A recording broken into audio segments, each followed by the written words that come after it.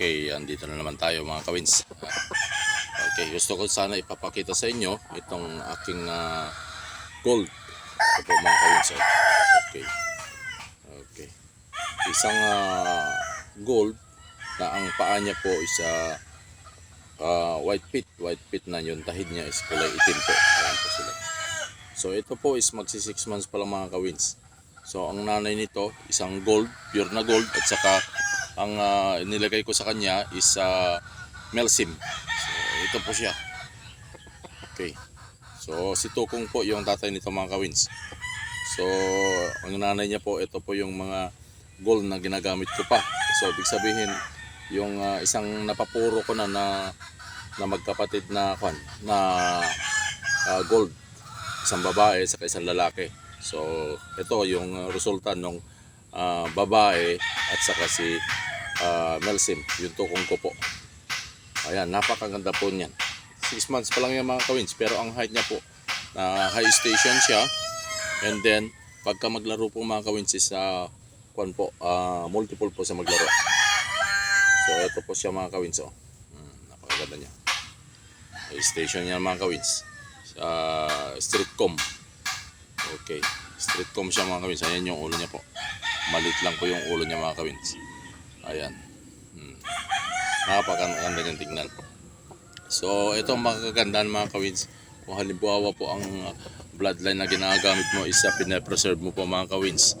So ito po isa sa mga bloodline na pinapreserve ko rito sa aking manukan. So ang ginagawa ko po rito mga kawins, kaya binibigyan ko po ng sarili ng pangalan para po ma-identify ko po sila kaagad. Ang mahirap kasi rito pag halimbawa po wala sa pangalan, katulad po itong sa akin, itong golden monkey. Ito po, lahi po ni golden monkey to. Bari ang mangyari dito is pamangkin na po niyan mga kawins. Yung anak niyang babae po is gusto balik ulit doon sa sa broodcock ko na golden monkey mga kawins, yung white gold. So gusto kong ibalik sa kanya yon para yung aking gold is mapapreserve pa rin mga kawins kahit gaano katagal po yung pagbibreed natin. Nandiyan pa rin yung ating gold. So yan po mga kawins, napakaganda po niyan tingnan. Ayan po. Okay. So ito po mga kawins is nakapagpalabas lang po ako ng tatlo po. So dapat 5 sana to, 2 babae sa 3 lalaki. So pero yung isang babae kinal ko po kasi nga yung station niya hindi ko kursunada po. Although magandang inahin siya, pero hindi ko po kursunada yung kanyang yung kanyang station. So kaya nga po nag-decide na lang po ako na ikal siya, and then yung kapatid niyang medyo mas maganda yung station niya, siya po yung iniwan ko. Pero itong kapatid naman nito is bali nakapag-provide din ako ng ito para pamangkin gold, is nakapag-provide din ako ng dito. Pito, 3 babae, and then 4 na lalaki. Yung isa po napulupot, so hindi sinorte yun. Ang lumabas na lalaki, isang pulang lalaki, 3 gold na lalaki rin. Then yung babae is 2 gold at saka isang parang siya brown. Pero hindi ko na kursunada yung brown. Ang pinalabas ko lang is yung gold na 2, pinamilihan ko ang paglaki, and then isa na lang po kursunadahan ko. So ganun po. Kailangan talaga, sabi ko nga sa inyo, kailangan maselan po tayo sa pagpili po ng ating materyales, kasi nga yan po is yan yung mga bit-bit po ng ating pangalan sa ating farm, lalo na pagka halimbawa lumalaki na po tayo. So ayan po, sabi ko nga nung nag-umpisa ako dito mga kawins, napakahirap din ako mga kawins. Napakahirap talaga.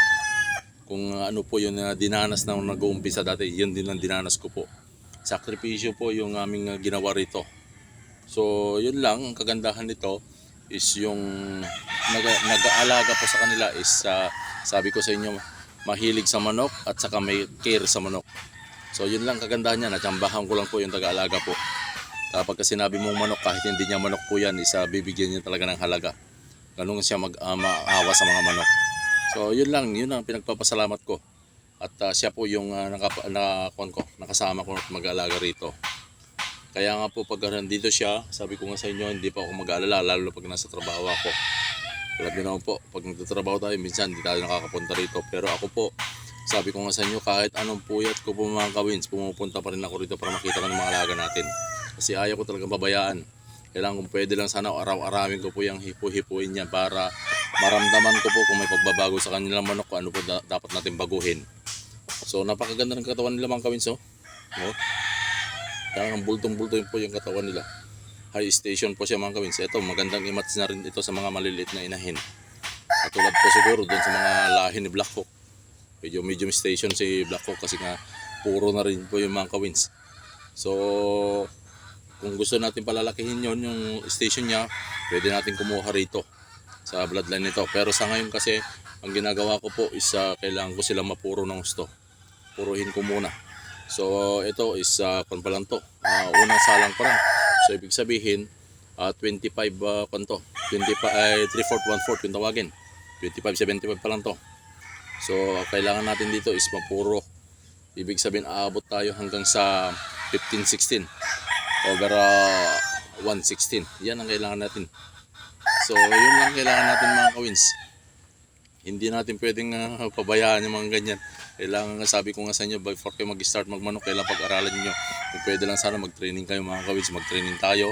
At para mai-apply natin sa mga manukan natin. Kasi napakahirap pag halimbawa po nagkasakit yung mga manok natin. Dito mga kawins, nagpapasalamat ako rito kasi nga dito iba kasi yung way ko pag halimbawa nagkakasakit ang manok ko. Hindi ko na po yan binubuhay, kundi tinakal ko na po kaagad yan mga kawins. Kaya konti lang na provide ko. Kasi ayaw ko talaga. Panakita ko nga sa inyo, sabi ko nga sa brooder pa lang, pag halimbawa nakikita ko na may hiwalay yan, pag umihiwalay na ang pwesto yan, sinyalis na yan, gagawin ko na kaagad ng paraan yan. Hindi ko kailang bubuhayin na yan. Basta nakitaan ko, sabi nga nila, kailangan daw gamutin ganito. Hindi po mga kawids, hindi ko kailangan gamutin yan. Kasi po ang papakain ko po dyan, parehas lang po yung papakain ko dun sa healthy at saka hindi healthy.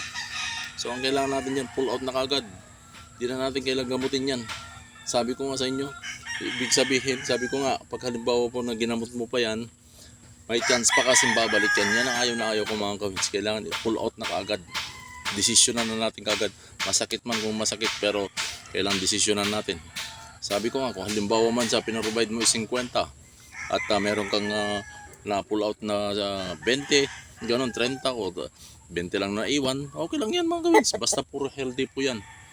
So ganun po mga kawins, huwag po tayo maghinayang po kayo sa pagpapalaki po sa kanila kung halimbawa lang. Kasi pag halimbawa pinalaki nyo na yan po yan, binibigyan nyo na po ng attention niya mga kawins. Yung effort ninyo, yung pakain ninyo, yung mga vitamins nila, lahat na po yan binibigyan na ninyo. So aanhin mo pa halimbawa nagkasakit ng maliit yan, diba? At saka isa pa halimbawa makukuha ng mga kasamahan natin. Or di kaya sino man makabili dyan mga kawins o naibenta natin sa mga kaibigan natin. Nakakaawa naman yung kaibigan natin mga kawins. Alam mo may sakit na nga yan, naibigay mo pa. So ang ibibigay mo na lang, sabi ko nga sa inyo, mas maganda pa yun.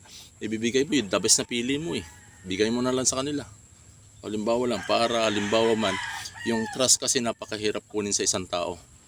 So ang kailangan mo talaga mga kawins, kailangan mo talagang pagbutihin po. Ang sikreto niyan, pagbutihin nyo po yung pag-aalaga nyo. Nandito na tayo, nakapasok na tayo rito. Pagbubutihin nyo na, ibigay nyo lang lahat ng kaya nyo. Lahat ng pwede nyo ibigay dyan, ibigay nyo na po mga kawins. Huwag nyo nang tipirin. Baka kung halimbawa magiging maganda yung resulta niya mga kawins, baka babalik-balikan po tayo. So yan lang po mga kawins, kailangan lang pagbutihin po natin pag-aalaga natin. Mahirap kung mahirap, pero sabi ko nga sa inyo, para sa inyo yan, para sa mga manukan nyo, para sa pangarap nyo po. Pangarap nyo po makalaban sa malalaking event, kailan pagbutihin natin. Sa umpisa pa lang pagbutihin na natin mga kawins. Ako nga mga kawins, sabi ko nga sa inyo, marinig ko lang na may lalaban nila sa malalaking event. Tuwan-tuwan na ako niyan. Dahil kung malaking manukan na nakalaban ko. Sabi ko nga sa inyo, hindi ko kaya silang sabayan sa pustahan. Pero kaya ko silang sabayan sa manukan mga kawins, sa mga alagang ilalaban. Hindi ako natatakot yung mga kawins. Ang kinakatakutan ko lang yung laman ng bulsa ko. Yun lang ang kinakatakutan ko mga kawins. Pero sa mga materyales na gagamitin sa kanila, hindi ako natatakot yung mga kawins. Parehas lang po kami may manok, parehas lang kami may tate. Pagandahan na lang ng tapatama kung kailangan. Basta alam kong healthy yung manok ko, wala akong takot nilaban sa kanila. So yun lang mga kawins at salamat po sa inyo.